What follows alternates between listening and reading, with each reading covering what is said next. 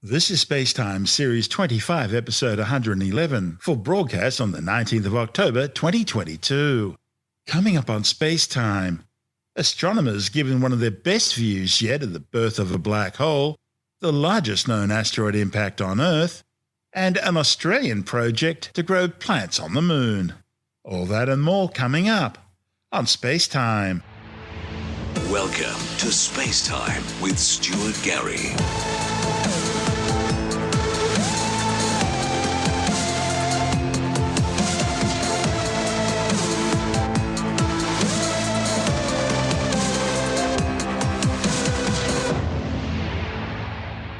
Astronomers have been given one of their best views yet of the birth of one of the universe's most infamous monsters, a black hole. Their findings, reported in the journal Nature, describe a superluminal jet powering through space at speeds of greater than 99.97% the speed of light, propelled by a titanic explosion as two neutron stars collide. The event, named GW170817, was first observed in August 2017 by LIGO, the Laser Interferometer Gravitational Wave Observatories in Louisiana and Washington State, and by Virgo, the European Gravitational Wave Observatory in Italy. The collision originated in the shell of an elliptical galaxy known as NGC 4993, located about 140 million light-years away in the constellation Hydra. The blast released as much energy as any supernova explosion. Independently, a short 2-second gamma-ray burst, designated as GRB 170817A, was detected by the Fermi and Integral Gamma-ray Space Telescopes beginning 1.7 seconds after the gravitational wave merger signal.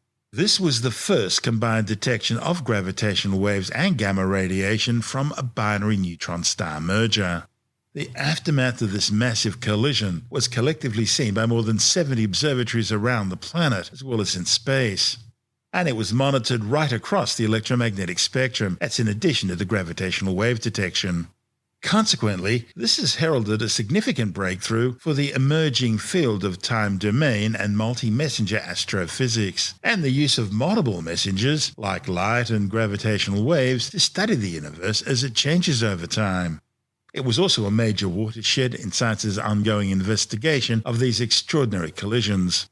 Astronomers were able to aim NASA's Earth-orbiting Hubble Space Telescope at the site of the explosion 2 days after the first signals were received. By then, the two neutron stars had collapsed, forming a stellar mass black hole, whose powerful gravity had begun pulling in all the material around it. All this material formed a rapidly spinning accretion disk, and the accretion disk began generating jets moving outwards perpendicular to the black hole's disk. The roaring jet smashed into and swept up material in the expanding shell of explosion debris. This included a blob of material through which the jet emerged. Now, while this event took place back in 2017, it's taken several years for scientists to come up with a way to analyze the Hubble data together with the data from the other telescopes in order to paint this full picture we now have. So the Hubble observations were combined with observations from multiple National Science Foundation radio telescopes working together to provide a very long baseline interferometer. The radio data was taken on day 75 and again on day 230 after the explosion. The study's lead author, Penelope Mooley from Caltech in Pasadena, California, says he was amazed that Hubble could provide such a precise measurement, rivaling the precision provided by the radio telescopes of the Very Long Baseline Interferometer. The authors used Hubble data, together with data from the European Space Agency's Gaia spacecraft, in addition to the Very Long Baseline Interferometer, to achieve extreme precision, taking several months of careful analysis of the data to make their measurements. By combining all these different observations, the authors were able to pinpoint the exact explosion site. Now, interestingly, the Hubble measurements showed the jet appear to be moving at an apparent velocity several times the speed of light, and the radio observations showed that the jet had later decelerated to an apparent speed of 4 times faster than the speed of light. Of course, in reality, nothing can exceed the speed of light, so this superluminal motion is in fact an illusion. It comes about because the jet is approaching Earth at nearly the speed of light, and the light it emits at a later time has a shorter distance to go. So in essence, the jet is chasing its own light. In actuality, more time has passed since the jet's emission of the light than appears to the observer. and this causes the object's velocity to be overestimated, in this case seemingly exceeding the speed of light. When everything is calculated out correctly, it turns out the jets were actually moving at around 99.97% the speed of light when they were launched. The new Hubble measurements, combined with the very long baseline interferometer measurements announced back in 2018, greatly strengthened the long-presumed connection between neutron star mergers and short-duration gamma-ray bursts. That connection requires a fast-moving jet to emerge, which is now being measured in GW170817. The work paves the way for more precision studies to be made of neutron star mergers being detected by LIGO, Virgo, and Japan's new Kagra Gravitational Wave Observatory. With a large enough sample size over coming years, relativistic jet observations might provide another line of inquiry into measuring the universe's rate of expansion, known as the Hubble constant. See, at the moment, there's a huge discrepancy between Hubble constant values as estimated in the early universe and in the nearby universe. In fact, it's one of the biggest mysteries and problems facing astrophysics today. After all, how can we determine where we're going if we don't know how fast we're going there? The differing values are based on extremely precise measurements of Type 1a or thermonuclear supernovae, exploding stars all of similar mass which explode at different distances and therefore allow you to use them as distance ladders to determine the acceleration rate of the universe, as opposed to the cosmic microwave background radiation measurements by ESA's Planck satellite, which measured the earliest light in the universe just 300,000 years after the Big Bang 13.82 billion years ago. More views of relativistic jets will add information for astronomers trying to solve the puzzle. This report from NASA TV. Astronomers using NASA's Hubble Space Telescope have found a jet propelled through space at nearly the speed of light by the titanic collision between two neutron stars, which are the collapsed cores of massive supergiant stars. The explosive event observed on August 17, 2017, was the first combined detection of gravitational waves and gamma radiation from the merger of binary neutron stars. This discovery prompted scientists to quickly aim Hubble at the site of the explosion.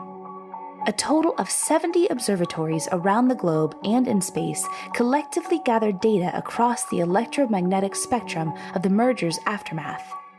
Astronomers used Hubble's capabilities to precisely measure the position and movements of the explosion's shockwave.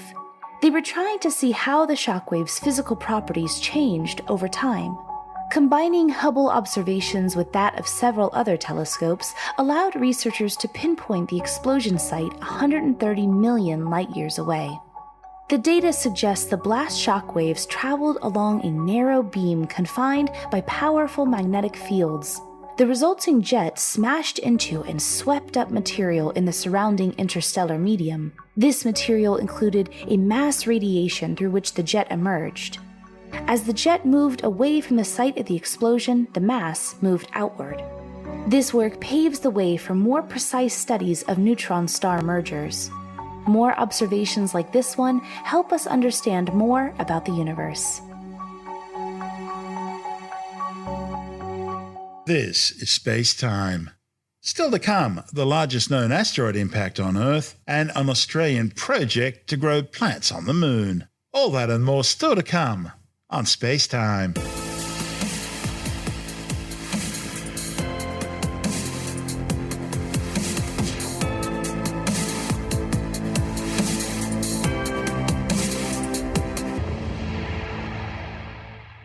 A new study suggests that the largest known asteroid impact on Earth may have been even bigger than previously thought, and at least twice the size of the one which killed all the non-avian dinosaurs 66 million years ago. The massive space rock, now estimated to be between 20 and 25 kilometers wide, slammed into planet Earth some 2 billion years ago in what is now southern Africa, creating the gargantuan Redefort crater located some 120 kilometers southwest of Johannesburg.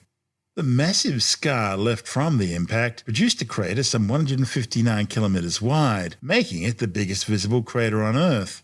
However, that's far smaller than the famous 180 kilometer wide Chicxulub crater, which is buried under Mexico's Yucatan Peninsula.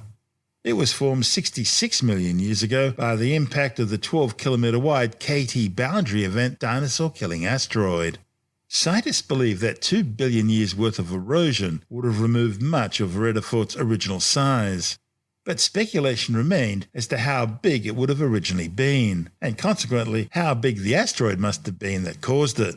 Now, a new study reported in the Journal of Geophysical Research Planets has recalculated the size of the Vredefort crater, concluding that it would have been between 250 and 280 kilometres wide when it was formed. The study's lead author, Natalie Allen from Johns Hopkins University, says understanding the largest impact structure we have on Earth is critical. Having access to the information provided by a structure like Vredefort crater provides scientists with an opportunity to test their models and their understanding of the geological evidence so they can better understand asteroid impacts on Earth as well as beyond. Now, for the authors, the big problem was not only the 2 billion years of erosion by wind and water, but also the creation of lots of newer rock formations covering much of the original crater, so that only really small sections of the rim are still visible today, making it even harder to tell how big the crater really was. However, by studying the minerals surrounding the crater, scientists were able to trace the deformations and shock fractures in crystals like quartz and zircon, which were caused by the impact, thereby creating a better estimate of the true blast radius. Now, based on those measurements, Allen was able to calculate the impactor would have been between 20 and 25 kilometres wide. That's twice as big as the KT boundary event dinosaur-killing asteroid. She says it may also have been travelling much faster, between 72,000 and 90,000 kilometres per hour when it hit the planet. That means the impact would have been even more severe, potentially the single largest energy release event in Earth's history. However, unlike Chicxulub, which killed 75% of all life on Earth, the Vredefort impact didn't leave a record of mass extinction or global forest fires. That's because the only life on the planet 2 billion years ago was single-celled organisms. Still, the impact would have affected global climate, potentially far more extensively than Chicxulub did, so there's still lots of studying to do. This is SpaceTime. Still to come, an Australian project to grow plants on the moon, a Japanese rocket explodes during launch, and later in the science report, a new biodegradable material designed to replace conventionally used plastics. All that and more still to come on SpaceTime.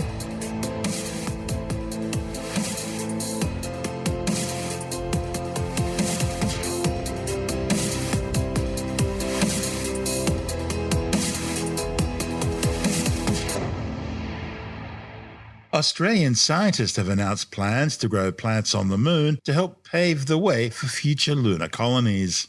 Biologist Brett Williams from the Queensland University of Technology says the seeds would be carried aboard the Beresheet 2 spacecraft, which is now being built by an Israeli non-profit team. They'd be planted in a sealed container which would be watered after landing on the moon and then monitored for signs of germination and growth. The Australian Lunar Experiment Promoting Horticulture, or ALEPH project, is an early step towards growing plants for food, medicine, and even oxygen production on the moon, all of which will be crucial for establishing human life on our nearest celestial neighbour. ALEPH, meaning one or A in the Hebrew alphabet, will be the first of a series of experiments to investigate whether plants can not only tolerate but maybe even thrive on the lunar surface. The project's an international collaboration involving not just the Queensland University of Technology, but also RMIT University, the Australian National University, and the Ben Gurion University in Israel. SpaceIL says the Beresheet 2 moon mission would launch in late 2024, touching down on the lunar surface in early 2025. The spacecraft would include an orbiter and 2 landers. 7 countries, including Israel, Australia, and the United Arab Emirates, will participate in the project.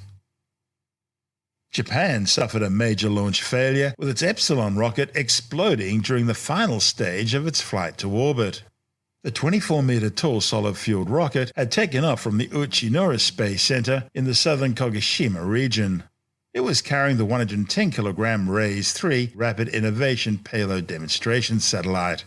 The satellite was loaded with 7 experimental technology payloads and 5 rideshare CubeSats.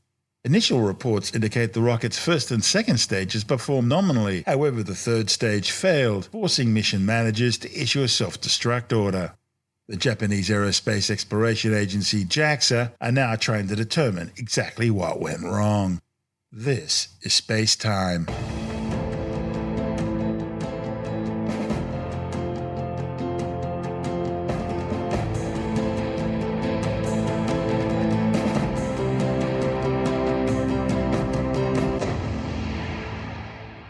And time now to take another brief look at some of the other stories making news in science this week with a science report.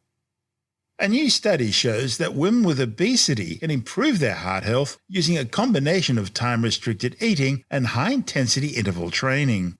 Time-restricted eating involves eating all the food for the day within a 10-hour window. Researchers conducted a randomized controlled trial involving 131 women split into 4 groups. One group of participants were involved with only high-intensity interval training. The second group undertook only time-restricted eating. The third group involved both time-restricted eating and high-intensity interval training. And the fourth group acted like a control, doing none of the above. The trial lasted a total of 7 weeks.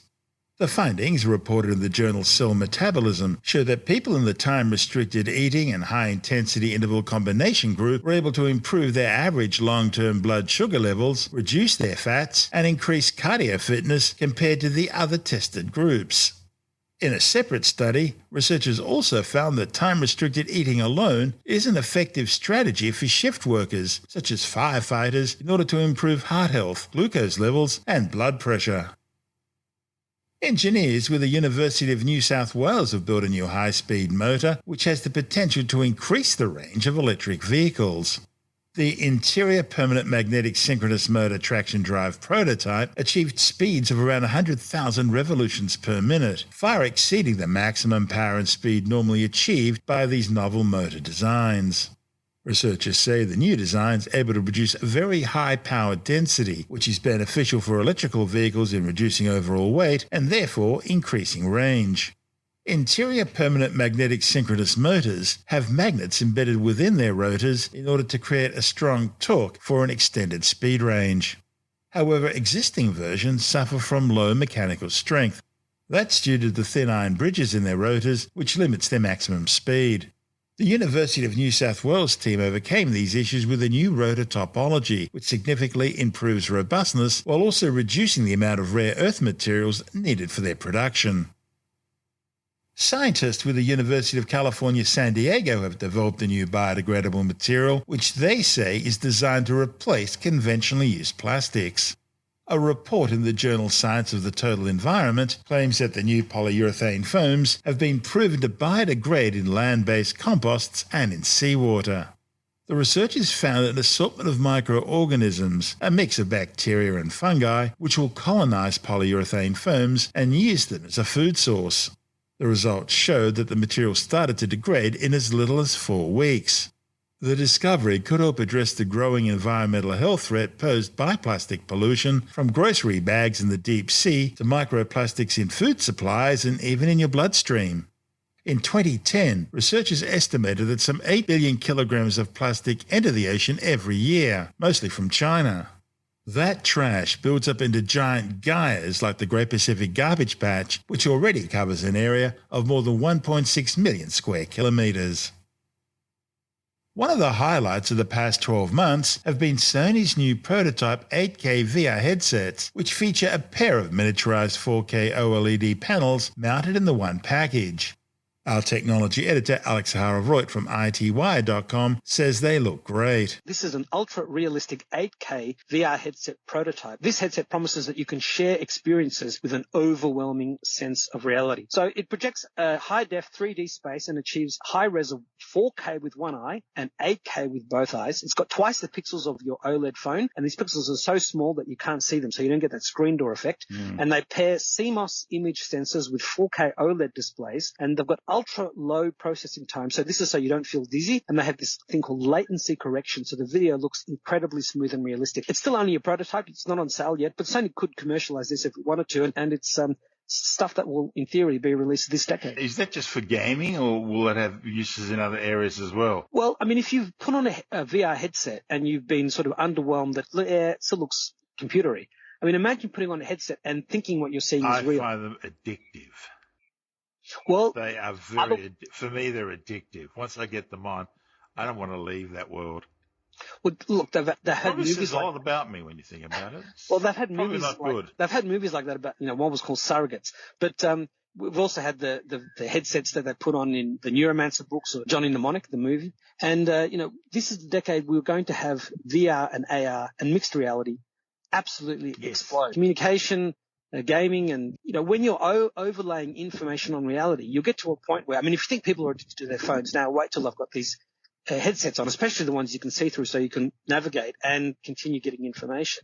And it'll just be a game changer. You won't be able to live a modern life without having this headset on. Yeah, that was what I thought Google Glass was going to do. Well, Google Glass came out last decade, and it was just too early for its time. The technology wasn't good enough, wasn't high res enough. They couldn't display enough information. I mean, it did what it did, and I saw a wonderful video where this lady was able to use. She was of low vision, or maybe no vision, but look, she was able to navigate around, and she could go into shops and look at items like a bottle of milk or whatever it was, and the system could tell her what she was looking at and could, read the text, if it could detect it, on whatever she was looking at and tell her about it. So, that was a form of bionic, sound controlled eye. Now, and the next generation beyond that would naturally be able to do what Google does now with a phone, but with Google with a form of glass, and let you look at the label no matter what language it's in, tell you what it is, tell you what its calorie count is. Yeah, everything. It'll be able to tell you everything about it, search about it, and of course, in your ear you have a headset that's giving you all this information, discreetly and privately, and I mean the experience Google offered 10 years ago was primitive compared to the advances they have today. So yeah, this kind of technology is absolutely incredible, and it'll be helping more and more people. And by the end of this decade, this time in 10 years, I mean, we'll just remember these little quaint rectangles of glass we used to peer at. And if we wanted to look at AR things, we had to hold them up to our eyes and move things around, and we couldn't see an entire vista in front of us. We just had to look through a little 6 or 7 inch piece of glass to see this virtual world. It'll seem very quaint indeed. That's Alex Zaharov-Reutt from ITY.com.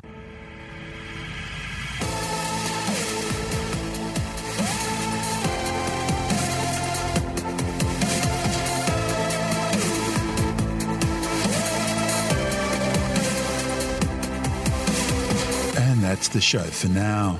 SpaceTime is available every Monday, Wednesday and Friday through Apple Podcasts, iTunes, Stitcher, Google Podcast, Pocket Casts, Spotify, Acast, Amazon Music, Bytes.com, SoundCloud, YouTube, your favorite podcast download provider, and from SpaceTimeWithStuartGary.com. SpaceTime's also broadcast through the National Science Foundation on Science Zone Radio and on both iHeartRadio and TuneIn Radio. And you can help to support our show by visiting the SpaceTime store for a range of promotional merchandising goodies, or by becoming a SpaceTime patron, which gives you access to triple-episode commercial-free versions of the show, as well as lots of bonus audio content which doesn't go to air, access to our exclusive Facebook group, and other rewards. Just go to SpaceTimeWithStuartGary.com for full details. And if you want more space time, please check out our blog, where you'll find all the stuff we couldn't fit in the show, as well as heaps of images, news stories, loads of videos, and things on the web I find interesting or amusing.